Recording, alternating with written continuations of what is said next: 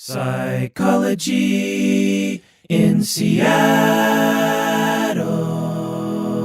So, Berto, I recently did a 17-hour deep dive on attachment theory, and I thought that I would involve you because I did that all by myself. It's been months and months of me preparing for it, 17 hours of recording spread out over like a couple weeks. And so during that time, I was just like, well, I wonder what Humberto would have to say about that. And as a way of involving you, I thought we would assess to determine once and for all, what is your attachment style to other people? What do you say? That sounds amazing. This is the Psychology in Seattle podcast. I'm your host, Dr. Kirk Honda. I'm a therapist and a professor. My name is Humberto Castañeda, and I'm a thaumaturgy apprentice. So that's a D&D thing. All right. So I'm going to use both my knowledge of you and also this measure that's free online that's available to everybody. Okay. It's on webresearchdesign.net. And so I'm going to ask you, this is going to take a bit of time, might be like 20 minutes. Sure. But I think it'd be interesting not only to see the results, but also to give a demonstration to people to let them know like what sort of questions are involved when you're assessing someone's attachment style. Will I be in tears by the end? It's possible. Also, know that whenever a clinician such as myself is assessing for attachment style, just using a simple measure isn't the full story. You have to use multiple vectors because people will answer questions a little differently. You know, it'll become apparent like, well, that's kind of debatable in terms of where I should answer that one. So we're like, 3 meters apart here in this room. Does that count as diagnosing at a distance, like afar?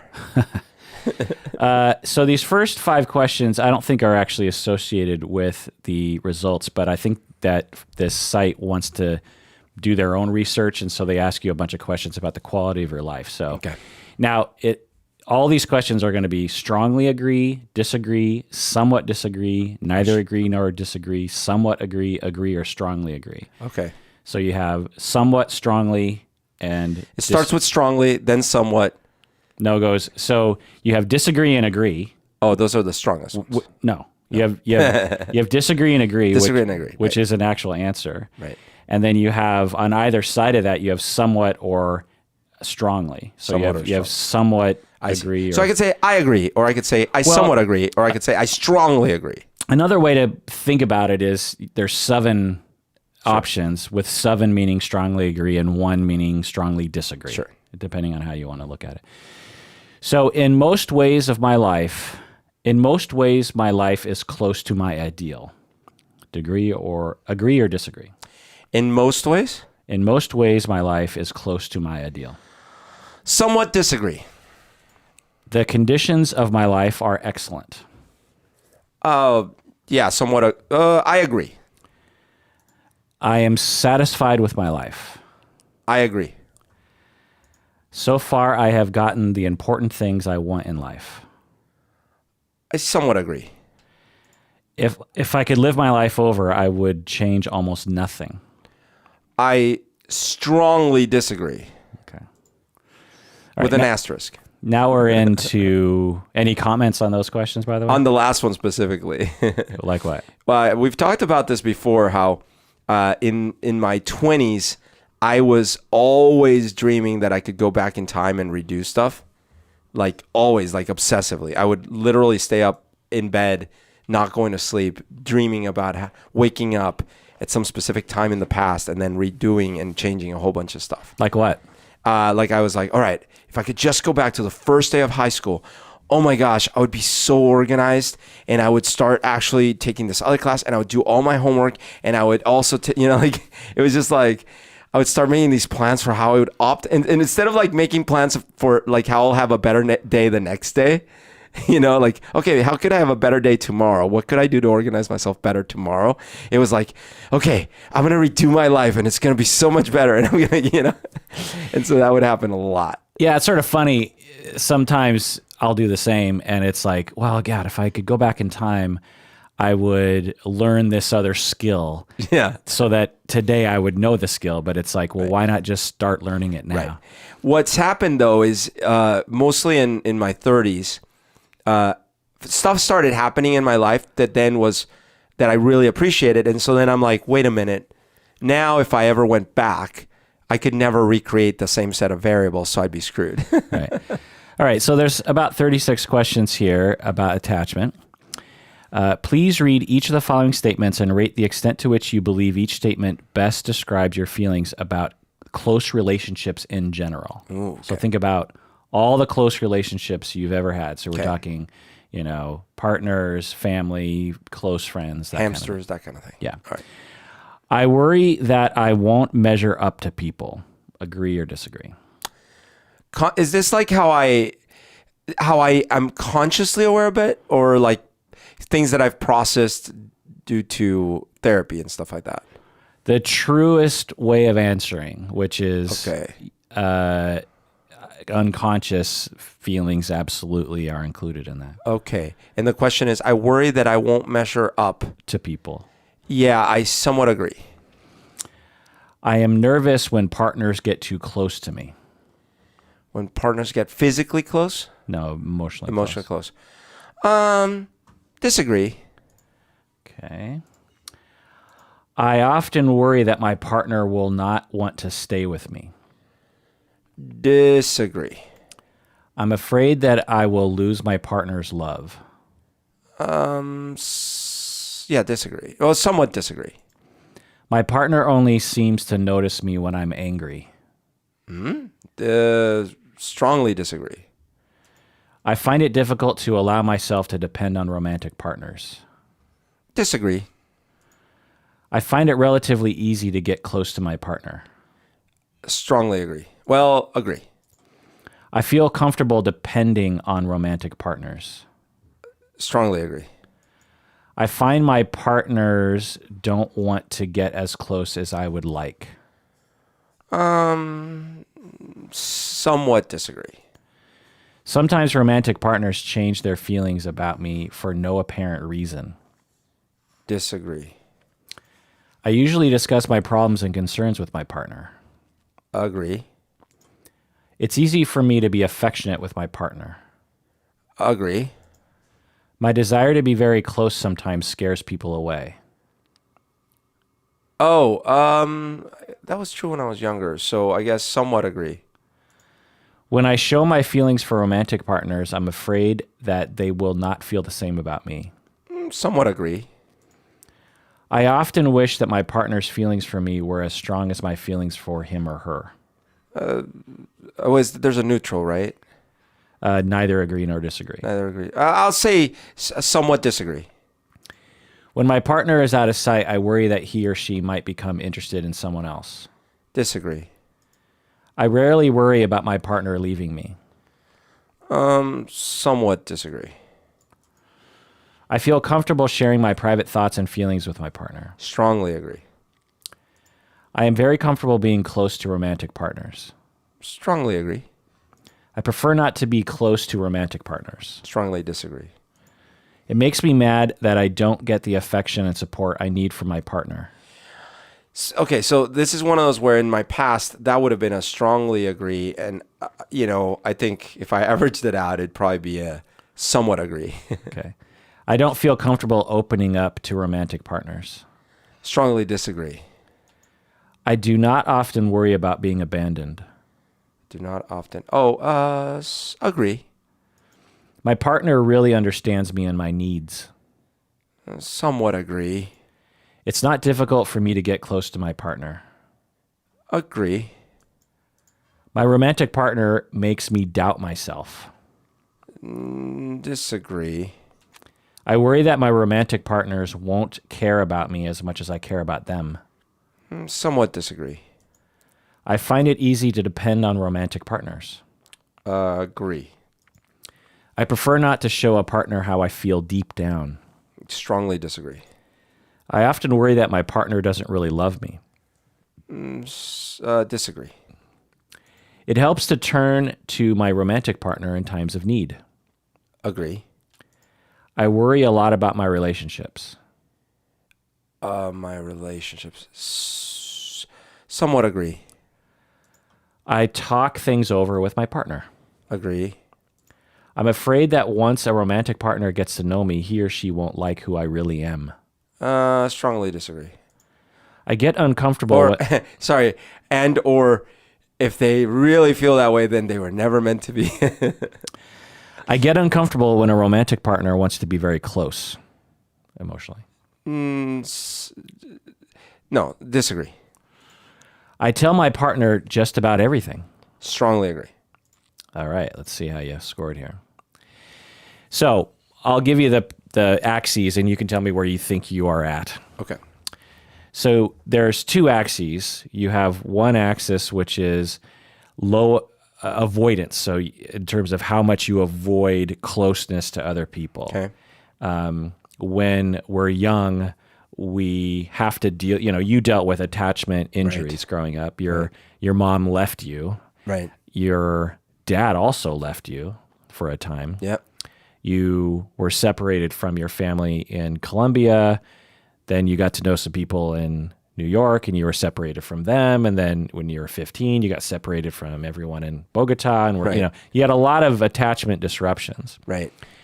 And we, in response to that, as young people, particularly very young, we develop two different styles, essentially, or two different axes of how to deal with that. One is to avoid it, right? To be like, I give up on people. I can do things on my own. Right. The other is to be preoccupied about it, to be very leaning in. So one is sort of moving away to avoid it. It's just like, well, that attachments are painful, so I'm going to move away. The other one is to lean in and to pay very close attention to another person and to be very anxious about their state and how they feel about you. Okay.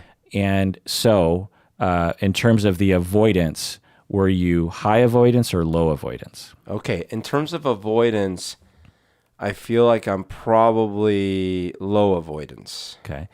And then anxiety or preoccupation, were you low anxiety? Medium anxiety. Medium anxiety.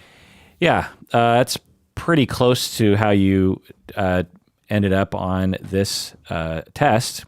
So there's 4 different quadrants. You have low avoidance, low anxiety, and that's like the best quadrant to be in, right? Uh-huh. That's what we call secure attachment. Okay. That means that you trust other people, you don't really avoid them, and you're not very anxious about their love or how they feel about you. You feel secure. Yeah. You feel like, you're in the normal range where you can, your partner can leave for a week on a vacation and you're not really worried about anything, Did they leave? Wait, where are they? Yeah. Then high anxiety, low avoidance is what we call preoccupied. This means that you're very preoccupied and you're not avoiding.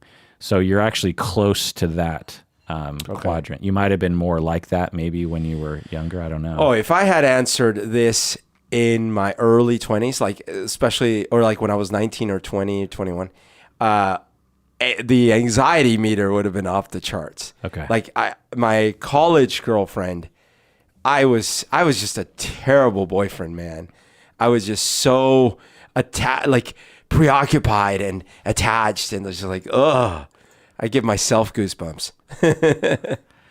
Right. So over time, you've healed from those attachment injuries by engaging in secure attachments that you could depend on, that didn't abandon you. Relationships with romantic partners or therapists or friends. Or whatever. And by the way, I feel like I would have also had high scores on avoidance in different ways. Like, for example, before that relationship that I'm talking about, I had a girlfriend in my senior year of high school that I wanted to, like, basically I didn't know how to not be boyfriend girlfriend anymore. So I stopped answering all her calls. I don't know if that's called avoidance, but it was So this is when we get into, because people will ask me this when I present this model of attachment to people. They will often have a similar account to you. Yeah. They will say, well, I feel like I'm mostly preoccupied, but I definitely exhibit some avoidant tendencies. what does that mean? Well, what it means is that you're normal because no one fits perfectly into any category. It's like no one is like 100% extroverted, for example. Right. That kind of thing. So the other quadrants are what's called dismissing or avoidant, which is low anxiety, high avoidance. And then you have what we call disorganized, which is high anxiety, high avoidance. So that's kind of the worst scenario that you're in. I feel like one of the things that happened was that I already had the injury from when I was little. My parents got divorced and my mom left. A lot of times kids stay with their moms. In this case, I stayed with my dad. And so that was, and the way it happened was really traumatic because she left. So like the day she left, I was like either 2.5 or close to 3. And she left me in the apartment we were living in. I remember she gave me like a fruit. I thought it was an apple. She said it was some other fruit, and left me watching TV and said that, she'd be back in a bit. And then she left.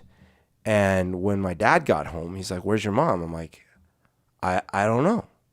She said she was going to be out for a This bit. is when you're in Bogota? No, this was in Massachusetts. Oh, Massachusetts. And then my dad's like, what? And that was the last time I saw my mom for a long time. That's bizarre. Yeah. So I was completely damaged from that, right? Like, Yeah. It was like, where did my mom go? And literally, like, where is mom? Like, Right. and we kept looking. I would see her everywhere. We'd be driving, and I'm like, that's my mom. That's my mom. All this stuff. So because of that, I already had that trauma. And I feel like with my first few girlfriends, I didn't have this problem.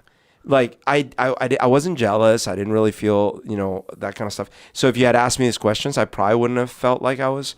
Although who knows, at that age, you don't self-describe very well. But then I had this one girlfriend who absolutely broke my heart. And I exhibited at the same time this kind of feeling of like, well, if that's how it's going to be, then I'm done with this. Kind of like this, like quick detachment.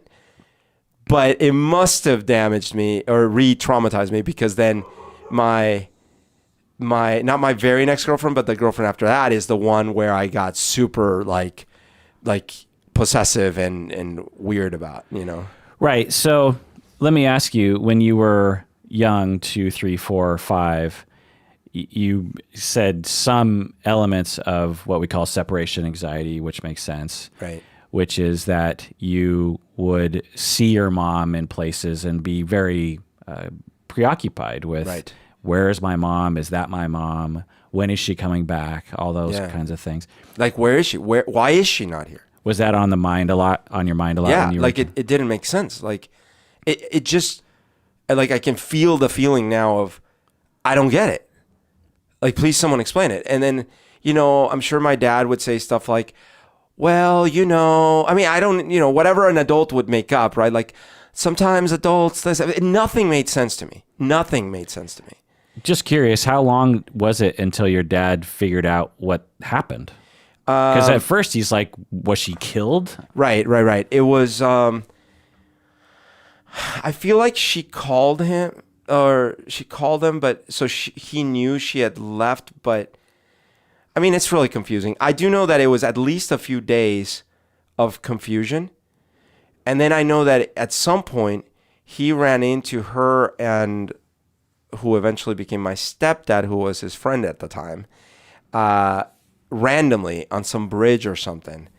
And my dad was irate. And so they called the cops, or the cops showed up. And unfortunately my dad... Meaning your dad attacked? I don't know if he attacked, but he was certainly very verbally attacky. Right. So, you've basically revealed this, but just to make sure people understand, is your dad ran into his friend in Massachusetts, another psychiatrist from Bogota. Yeah. And they ran into each other in Massachusetts on a bridge randomly, and somehow your dad finds out that... And they're together. That his mom had... That his wife... Yeah. Your mom had left your dad for his best friend. Right. And then your dad became threatening on some level. Right. And they called the cops? Well, yeah, because two things. My mom was deathly, and I mean deathly afraid of my dad. And so that was one of the main reasons she was, leaving. She also has, talk about attachment problems. Like she grew up in a very difficult environment, and so I think she had those in spades. But one of the hard things is my dad spoke very broken English at the time, and I think she spoke better or something, and so he was unable to talk to the cop and make any sense, right? And so like this must have been so traumatizing for him. And of course, I'm sure my mom was dealing with the trauma of being afraid of him and all. I mean, it was just a mess. Luckily, I wasn't there during this scene. But that's what I know. And so I don't know how many days or weeks, but it was confusing. And then even after that, I didn't see my mom right away. It took, I don't know how long for me to fly out to, or she flew out to get me and took me to Tacoma. But I was a bit older. I mean, it was a 4. So it might have taken a year or something. Like a long time went without me seeing my mom at all. Yeah. And for a 2-year-old, that's eternity. Yeah. Yeah, I met your mom. I mean, I've met your mom a number of times, but we got to talking when we were in Bogota because I met your stepdad. Right. And my dad. And your dad. Yeah. And they were talking about how your mom was, one of the first things she told me was about her getting the job in Tacoma. And it just makes me wonder if she told me that story on purpose to somehow like say, well, that's why I moved to Tacoma. I see. It wasn't because of any other, I just got a really good medical job in Tacoma. And that's why I moved there. Across the country. Yeah. It's interesting to think about. No, I mean, her and I finally had a conversation a few years back. She had been to therapy and stuff like that. It's weird. Like, she had never actually had a conversation with me about what happened, We finally did. And it was a useful conversation. It was not, maybe for her it was cathartic. For me, it almost opened up more questions, but it was clear that she wasn't ready to fully go the extra mile on and I don't think she fully gets, like, she, on some level she was like, yeah, that must have been really hard, but I don't think she gets just how much my life was affected by what happened. Right. So looking at the transgenerational nature of attachment and parenting, it would seem that your mom is on the severe end of the avoidance axis. Is that correct? That's what I would say, yeah. Right. And as she's gotten older, that has improved. Right. So due to her early childhood, she developed a coping style with difficulties and mistreatment that involved her saying, you know what, I can't depend on other people. I'm just going to turn it off. Yeah. And when people do that, it's not a conscious thing. They're doing it when they're 1, 2, 3 years old. Yeah.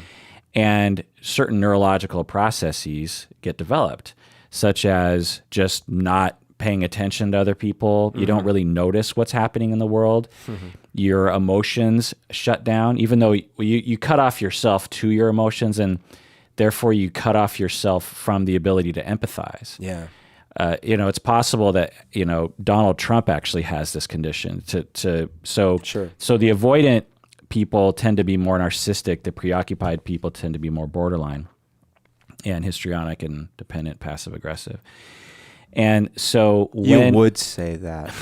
So when you're avoidant, you say, when you're dealing with this really horrible experience growing up, you have this choice. You either say, well, it's either them or it's me. Right. So if it makes sense that it's them, then I am good, others are bad. Right. And then this very childish notion of self gets retained into adulthood of narcissism and self-centeredness and lack of empathy, even though they have the capacity for empathy. It's just, they just don't really have access to those centers and those systems in their brain. And through therapy and through healing, they can actually access that to some degree. So when, I'm guessing, your mom ran into strife and difficulty, in her mind, she's like, well, I got to mull over all the different options. I need to get out of this marriage. Right. This other person is helping me to do that. So I'm just gonna go. On some level, I feel bad about abandoning my son, but he'll be okay. You know, it'll be all right. Well, and actually, what she said to me, and I tend to believe this on some level, at least it was a factor here, is she was afraid that if she, well, I guess if she puts it this way, I could see why, but she was afraid that if she took me with her, my dad would kill her. Really? Yeah. Well, great. So that's a factor, but that doesn't mean complete cutoff, right? It means she could have called you Right. like Every day kind of thing. Yeah, your all dad that doesn't have a police scanner Right. to figure out where, or letters that are not with the return envelope. Of course, yeah. So there's that. And for her, because she's so far down the spectrum, she didn't have access to her empathy in all likelihood. She also probably just thought like, well, when I was a kid, I had it worse than my son did, and so Sure. it you know, he's got it a million times better than I did when I was a kid.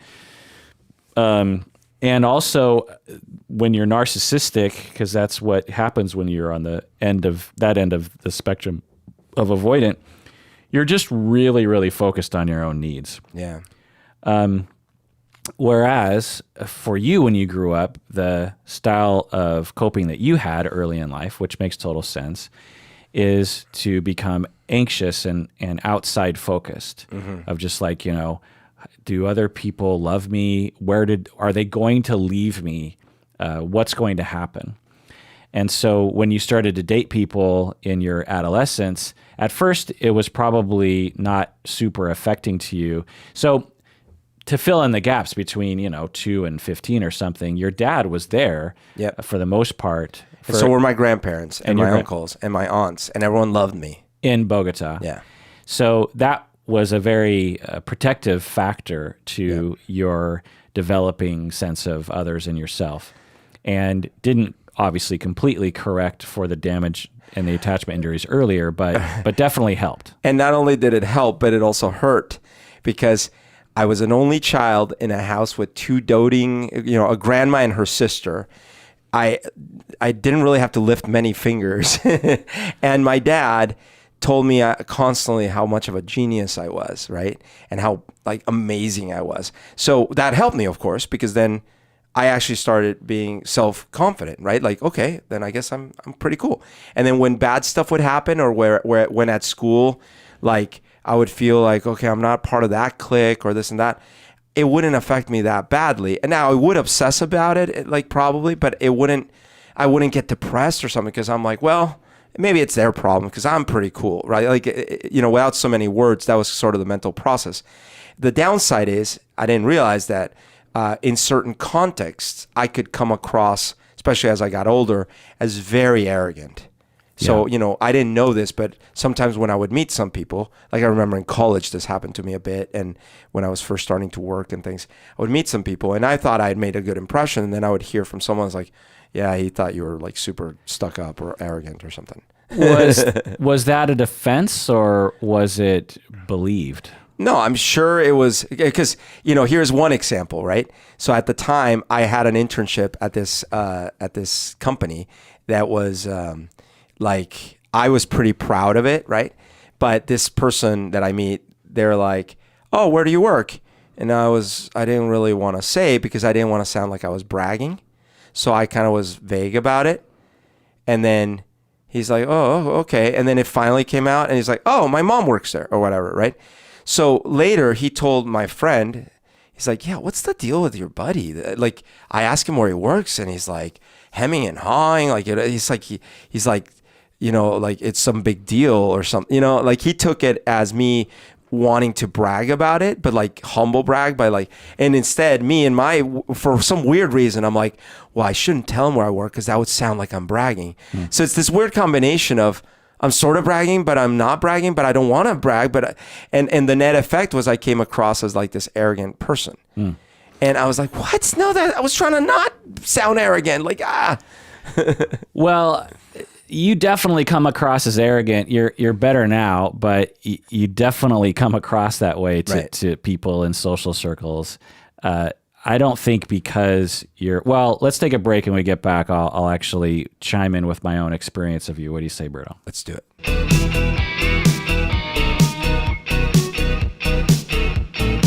All right, we're back from the break.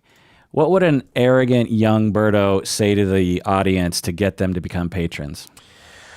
Hey, as you guys know, this is the best podcast. Not one of the best, the best podcast. We don't really need your help. That's not what I'm asking here. It's like if you want to feel sort of blessed by helping us out, where you're not really helping us, but you're like sort of helping yourself. So go ahead or don't. I don't really care. Yeah. So to chime in about my own experience of you, I would say that you definitely come across as arrogant to other people. And I do too. I think to a lesser extent than you do. And I think it was worse when I first met you. If I was to think about where that comes from, I honestly don't think that you think that you're better than other people. So it's not that. I think probably what it is that, I mean, you are smart, so we've tested your IQ. It is extremely high. It's like 99.8 percentile or something. But I would say that the reason why you do, because you do a lot of behaviors, particularly when people first meet you, that would give off a definite vibe of arrogance. Because, for people listening to the podcast, it's like, well, of course, Berto's going to say things because it's two people in a room. Yeah. He has to contribute half as much. It makes total sense. But times like 10 and like put him in a room of like 20 people. Right. And Berto is just like one of 20 people and most don't know him. Berto is even bigger in that situation. He's even more, dragging of attention towards him. But I don't think that it's because you think you're awesome. I think it's because it's an interesting version of arrogance that's actually, I think, born in your preoccupation because you're extremely worried, if I could say this, about other people's experience. You're very focused on, you enter a room with 20 people and everyone is sort of tense and they don't really know each other. And there's some awkwardness, and then you will take it upon yourself to entertain everybody, which kind of means drawing all the attention to yourself and saying a lot of things and being loud and that kind of stuff. Does that make sense? Yeah. And it's a combination of things. For example, depending on the context, like there have been plenty of times, not so much these days, but back in the day when we used to go out to clubs or things like that, right? Truth be told is I did, like out of 20 people that I would talk to, maybe one or two had things that I found interesting to say. Now, that's not to say that I was being interesting to them. I'm just saying, like, for whatever my eclectic set of tastes of things, like most often I wouldn't really get into conversations that I would really care about. But my goal in those social settings was to have fun. And so my way of having fun was not caring so much about the content and caring more about the style, right? So I arrive at, say, the W Hotel, right? And I'm like, yeah, whoa, what's up? And it's like people I've barely met or seen once, but I barely recognize them. So I'm like, how's it going? Oh my gosh, it's been so long.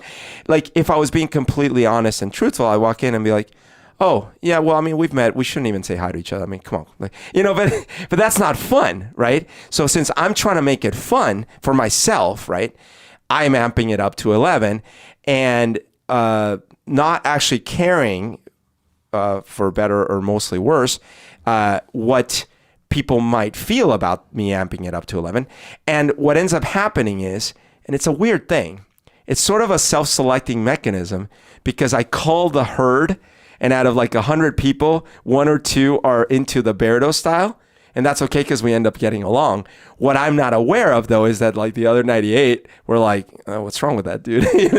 But over time, like certain aspects of it have been drilled or sandpapered off a little bit, right? And actually, it's been weird because when I was in college, I actually could tend to be the other way. Like I would maybe go to a party and and depending on my mood, I might not say anything to anyone, right? Like just be like, do. Wow, that's different. And, but it really was dependent on how I felt that day. Like there was a lot of like mood dependency. Yeah. Right. So when we're thinking about attachment styles, people will often think about the 4 categories. We think about secure, preoccupied, avoidant, and disorganized. But I think a better way to think about it is how secure or insecure are you? Right. So, and then you can think about like, well, given different contexts and different relationships, I might be a little bit more preoccupied, or this year I'm more avoidant, or at this party I'm more avoidant or something.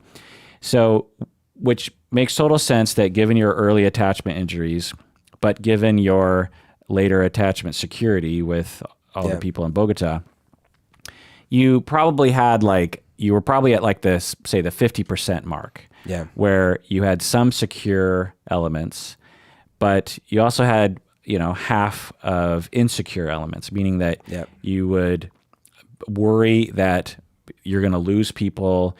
It would be on your mind, and you would not really trust other people when they say that they loved you or they said that they cared. You were like, well, that's just words. You could anyone could say that. Sure. And you also might have had, it's interesting as I think about you and I think about your history and the stories you've told me before I met you.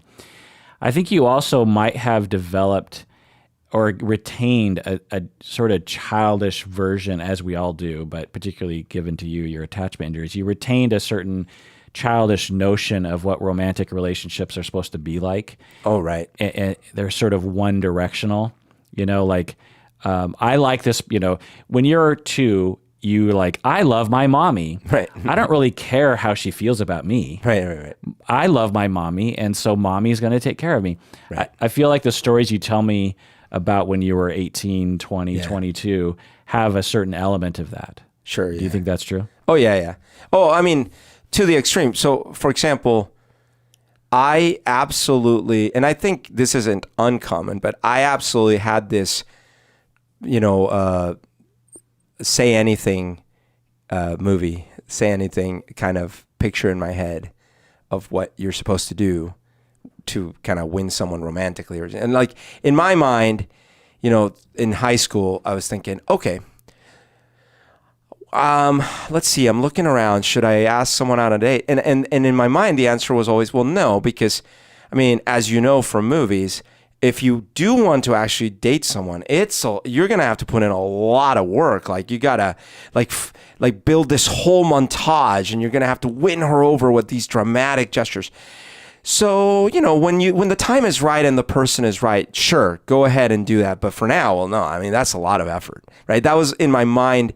And right, which sort of points to, correct me if I'm wrong, a assumption or a style of relating that doesn't necessarily involve having empathy or trying to get inside the other person's mind in an accurate way. Right. Because if you were in the other person's mind and you're, say, a senior in high school, you would know that, well, in all likelihood, if someone likes me, it doesn't really matter how I ask them. They just want to have intimacy with me or contact with me or hang out with me. And so I just have to ask them. Right. And it's interesting because he's in the Say Anything. It's been a while since I've seen that movie, but everyone knows the iconic scene where John Cusack holds the boombox above his head and he's wearing that and he's in the rain. And I don't think it's raining. I think he's just wearing a rain. Oh, sorry. Whenever I think of John Cusack, I picture rain. Yeah. I mean, it was in Seattle after all, but the at least that scene is very one-dimensional, right? It's look at what I'm doing for you, right? Therefore, you love me, right? I mean, I'm holding this thing up, and it's a cool song that I picked, right? And so obviously, this is enough. Or right. Look at the performance that I'm doing, right? This is obviously going to work. I don't actually have to go to you and talk to you and say like, so how did we get into this conflict to begin with? It's a very romantic, especially old rom-com sort of notion. And it was probably adopted by you because as you're growing up, as a teenager, you're just like, okay, well, I want to relate to other people. I'm desperate, as anyone is, particularly people with attachment injuries, for closeness and secure attachment. How do I get that? Right. Well, I don't really trust other people, so I'm not going to ask them. I'm not going to relate to them. I'm not going to like walk up to them and say, so do you like me? Or, that's too. And this specifically with women, by the way, because my dynamics between men and women were very different. I had my own problems with men in which as I got older, I tended to gravitate towards people with lots of issues, but certainly with women, like in junior high, I remember it was a total puzzle to me what I would even do or say. So instead, when I had a girlfriend, it was because I randomly met her at my cousin's party and then we started talking on the phone all the time or something like that, right? It wasn't because I went up to someone and like introduced myself and talked and then, oh, you're really into that. Oh, that's interesting. Oh man, we should go bike together.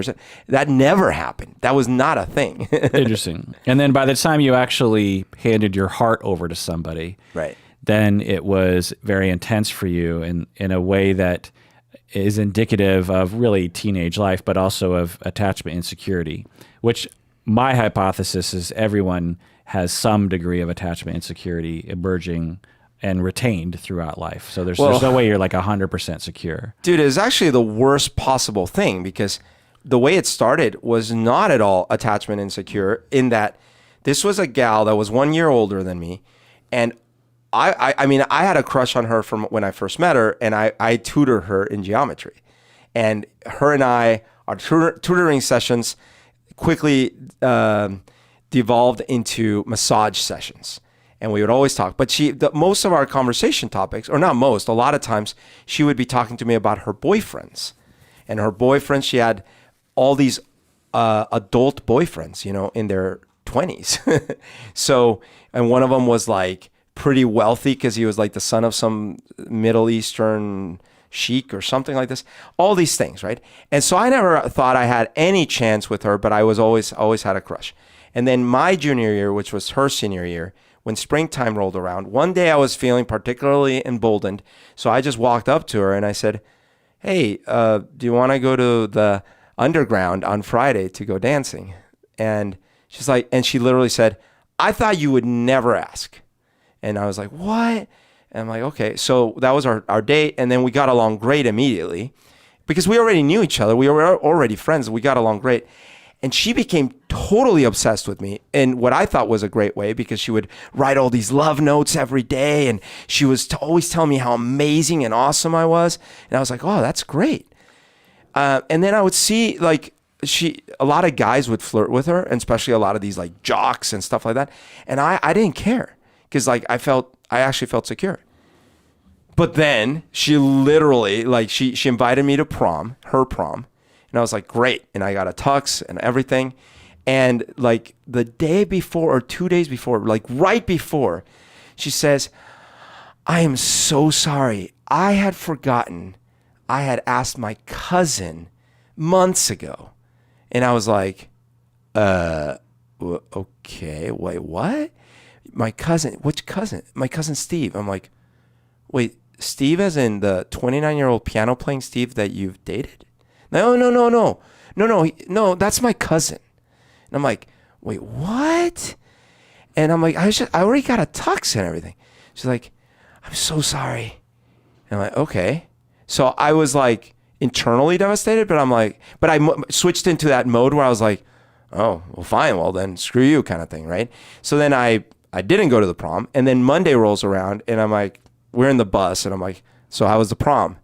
She's like, oh, I am so sad that I didn't go with you. And I'm like, why? It was a total disaster. I'm like, what? And then she tells me this like basically rape story. And granted, that would have been like horrific if it hadn't been for the fact that she essentially had a rape story for every boyfriend she had and eventually had one for me too. She told one of my friends that I had tried to pin her down and rape her. And so this, I think, re-injured me, where I actually was probably on a decent track, and then it just like pulled me back into a shell. Did you break up? Oh yeah, this is so ridiculous. I went to talk to her pastor from her youth group, from her church, her youth pastor. It was like one of these newborn or reborn Christian churches. And he's like in his 20s or whatever. And I had this conversation with him, and I said, listen, I need some advice, because, you know, I thought I loved her, but then this happened. I don't think this is good. And he said, oh yeah, I agree with you. What you should do is write her a letter, just explain, and then just let her go. And I'm like, okay, I think you're right. That makes sense. So I did. I wrote a letter. I said, and then that was it. And I come to find out a year later or something like that guy got kicked out of his parish because he had a relationship with her. Oh my God. Yeah.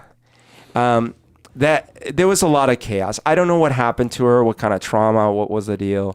She had a lot of chaos. Years later, I ran into her at our 10-year reunion, or her 10-year reunion. But since most of my friends were in that class, I kind of snuck in.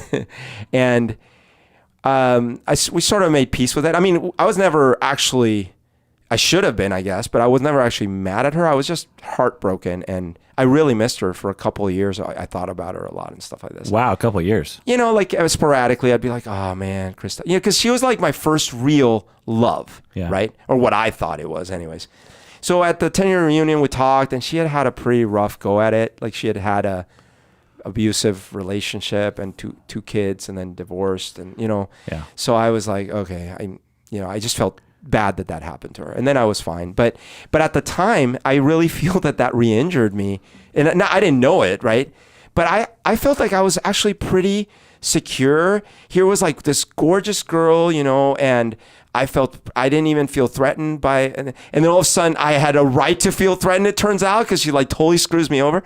So I think that really made me like go back. And so then that, like I said, I had one girlfriend after her, which I was actually okay with, but I was already starting to be weird and I didn't realize it. And that's the one that I stopped calling. I was already starting to become weird.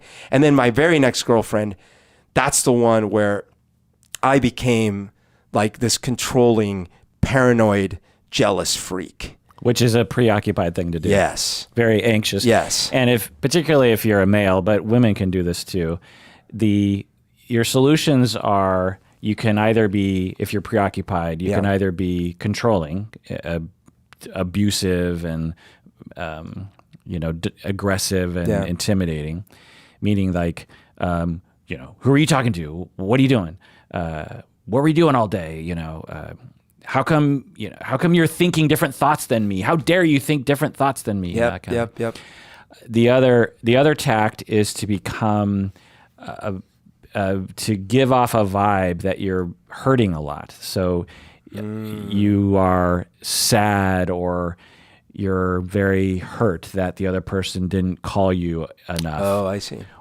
And going into the direction of even like drumming up, or even unconsciously having psychogenic issues with your body. Oh. Like, oh, my tummy is hurting. Right, or I have a headache and I need someone to take care of me, because you learned when you were young that's how you deal with it.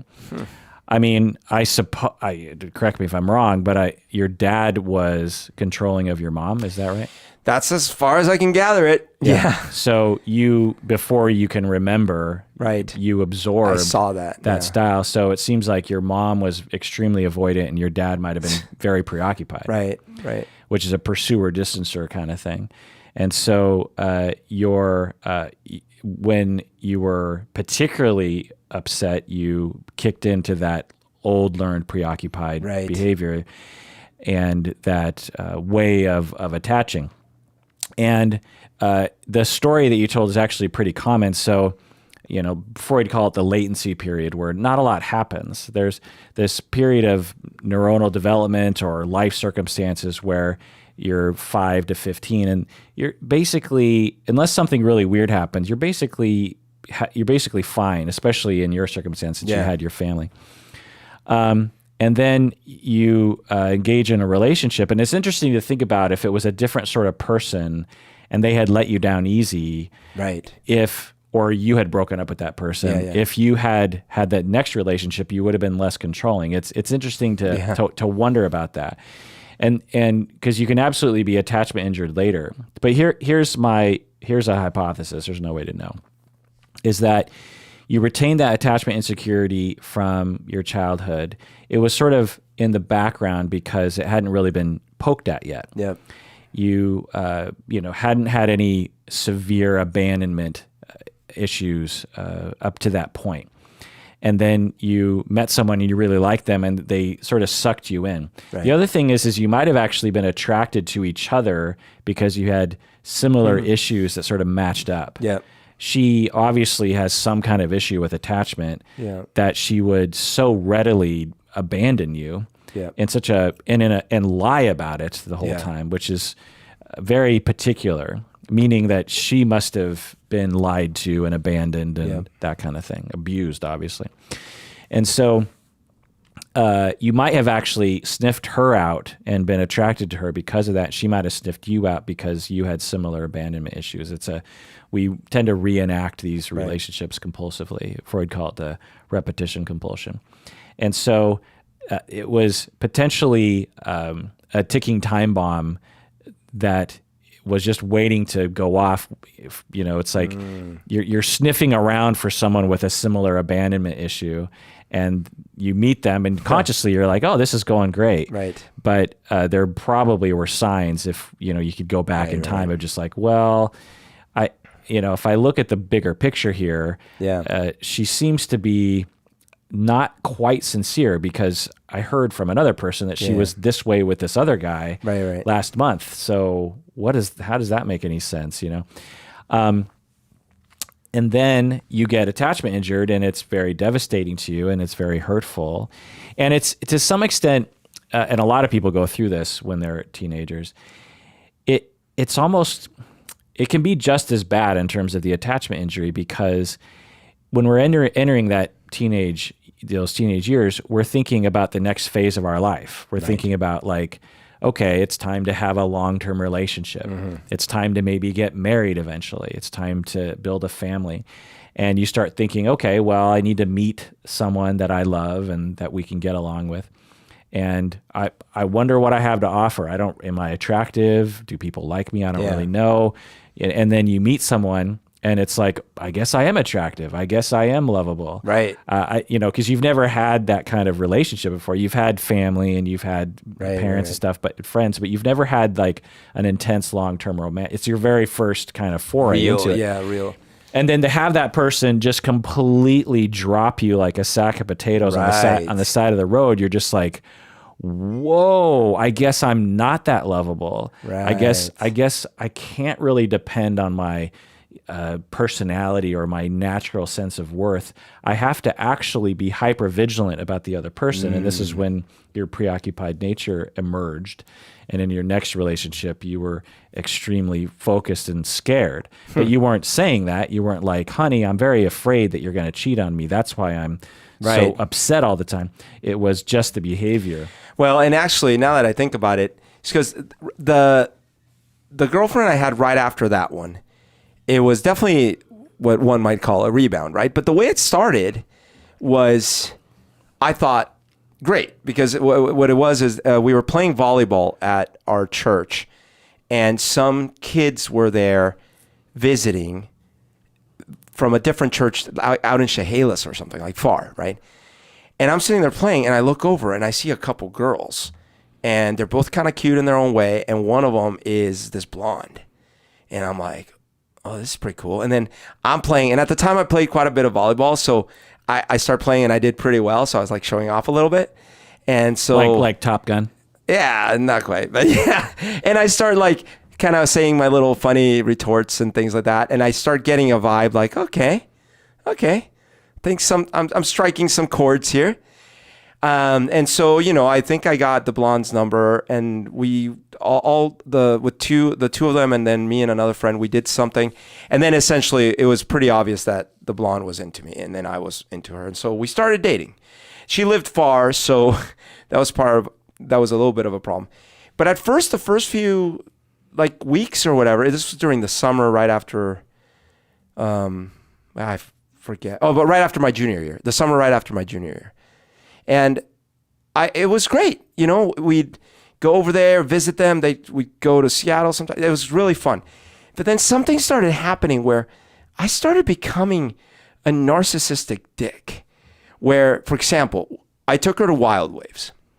And we're sitting there at Wild Waves having lunch. This is a water theme park. We're having lunch, and I'm acting all kind of a little moody. And then I got Why do you think? I think I was starting to not want to be in that relationship, but I didn't know it yet.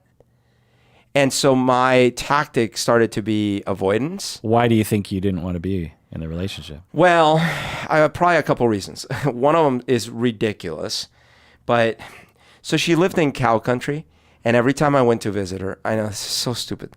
Every time I went to visit her, it smelled like cows. Yeah. And I hated that smell. And I started mentally associating her with that. So that was, I mean, it's like, what? That's not, yeah. So that was one issue. The other one is actually that, I don't know. Tacoma doesn't smell that great either. No. I actually, maybe that was the only like superficial issue under the hood. I guess I liked her, but I didn't like her that much. Right? I was like, I liked her, but not that much. And I can't really say why.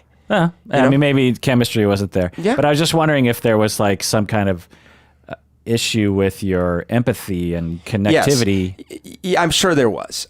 Given your so to point out to podcast land out there, again, the spectrum of security to insecurity is more relevant than necessarily knowing whether or not someone's preoccupied or avoidant. Yeah. So there were times when you were avoidant, there were times when you're preoccupied, but the general attachment insecurity was retained.